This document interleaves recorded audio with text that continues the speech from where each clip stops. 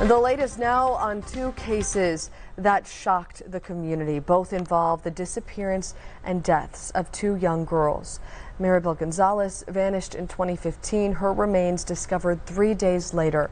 In 2012, Isabel Celis was taken from her Midtown home. Her remains uncovered in the same desert area as Maribel near Avra Valley. Christopher Clements is charged with their murders. News 4 Tucson's Lupita Murillo has the latest development. This 4-page ruling handed down by a judge in Superior Court Wednesday, it tells the defense and the prosecution what can and can't be admitted in trial. Clements' trial is scheduled for January 11th. A year ago, the court decided to sever the two cases, so Clements will face two trials. Wednesday's hearing only deals with the Maribel Gonzales case and the Pima County Sheriff's Department. Judge Deborah Bernini ruled the following. Child erotica and children's photos on the My Secret app from the defendant's cell phone will be allowed.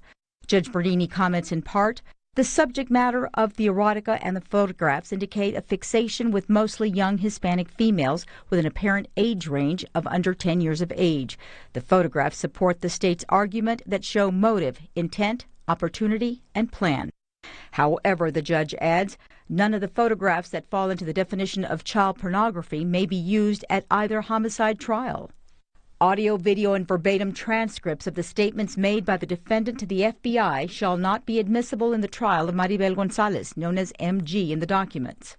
The cell phone location information, including but not limited to location information, SMS messages and text messages that allegedly place the defendant or any of his devices near the area where MG's remains were found shall be admissible at that trial only.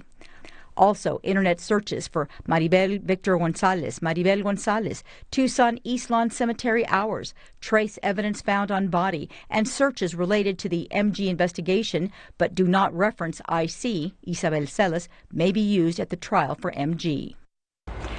In issuing this ruling, Judge Bernini said the court has reviewed the evidence with an eye precluding evidence that may be so prejudicial that it would deprive the defendant from receiving a fair trial. Lupita Murillo, News 4 Tucson.